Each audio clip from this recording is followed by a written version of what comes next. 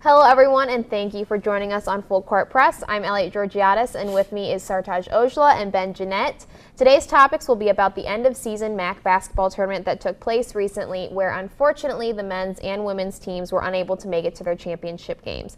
To start, we're going to look at the Lady Zips, who had a first and second round bye, but were then upset by the 6th seed Eastern Michigan Eagles. So what were some of the challenges they faced, guys, and why do you think they weren't able to get past that round? Sartaj, why don't we start with you today? It was a tale of who's going to win the perimeter battle, and I really think that Eastern Michigan just completely floored Akron in this regard, that they were able to knock down their three-point shots and they were defend against the three-point shot. You have Hannah Plybond, who on the team is second place for three-point shots in the MAC, and it was really a tale of stopping her and stopping the perimeter for Eastern Michigan. I took away two things from that game. One, if Hannah Plybond ain't hitting, they ain't winning. And they did an excellent job of defending her in the perimeter. They blanketed her, always had a girl on her. She wasn't able to get clean looks at the basket, and she just struggled all game. Secondly is Shea Sweeney really took over for Eastern Michigan, and the Zips had no answer for her. You couldn't guard her in man-to-man because she would beat you on the dribble.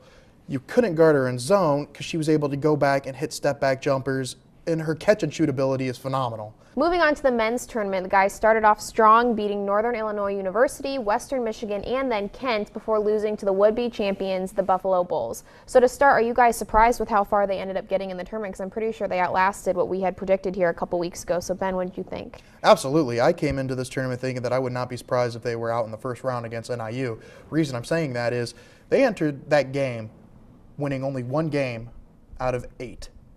So, that right there, it's almost like you're not playing your best basketball going into that game. So, and then Noah's down.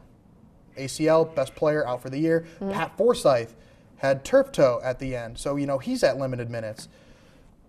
NIU, on the other hand, was coming into the game who won 4 straight. Yeah. So I thought NIU was going to beat them. But then you saw a team really come together.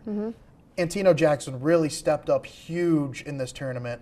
Ran out of gas towards the end when they lost to the Bulls. But all in all, I was really impressed, and I think it's one of the best coaching jobs Coach Dambrot has done in a tournament. Yeah. And one thing that I always tell everyone when it comes to the MAC tournament in Akron, I will never count out Keith Dambrot and his Akron Zips when their backs are against the wall. We saw it against Northern Illinois, completely stomped the Huskies. Then they went on to face Western Michigan, was able to pull away from the victory, and then the close Kent State game. Best rivalry in the MAC, let me just say that right now. And we mentioned all these players that have come up for the Zips. You got D.G. Abatayo, Reggie McAdams, Jake Kretzer, Pat Forsyth. Isaiah Johnson was huge in this tournament defensively. I think he's pretty the under-radar person we're not talking about of the reason why they advanced so far. And the thing with Akron is if they didn't get their three-point shots down, they went inside in the paint with Pat Forsyth and Isaiah Johnson. And players are just making everyone else's jobs easier in the terms of opening up the floor, driving through the lanes, making sure their defense was on point. We saw a lot of times, you mentioned Antino Jackson, was able to fill in for Noah Robotham after a devastating loss when he tore his ACL in the Miami of Ohio game. And Antino Jackson was the player that I really thought fueled the Zips. Just his level of play as a freshman point guard, he really took charge and wanted to extend the team to really not really give up. Because we know this has been a storied season for the Zips. For them to go this far, 21 wins in 10 straight seasons, that is something that I think only 4 other schools, major schools, have achieved. Their game against Buffalo, what do you think it was that they just struggled with the most that lost the game for them? What do you think, Ben? Look, they were in this game to win, even down the stretch, but they didn't play their best basketball. Yeah.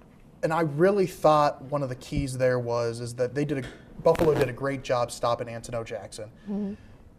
He had no assists, and I think that is a huge problem from your point guard, is not having any assists. And I don't want to give the loss to Antino Jackson. It's just, Coach even said, if Antino's not scoring 10, 12 points, they're not winning.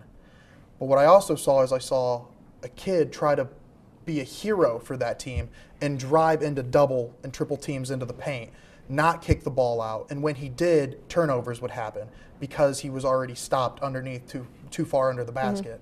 So I really thought he didn't play his best basketball and didn't do the things that he needed to do as a point guard for them to win. Right. I look at this game and three things come to mind. First, Buffalo won the category in offensive rebounding. I believe the final stat was absolutely. 17 offensive rebounds So for the much Bulls energy. to Akron's 4 offensive rebounds. And that led to second chance points. Buffalo scored 20 second chance points, and that really just stopped the Zips any momentum they were trying to really accomplish. And the third thing is they got out physicaled. Now, at the beginning of the game, it was a physical matchup, but as the game went on, Buffalo made the statement that we're going to crash the offensive glass, and you are not. Unfortunately, that is all the time we have today. Thank you so much for joining us. And again, for Full Court Press, I'm Elliot Georgiadis.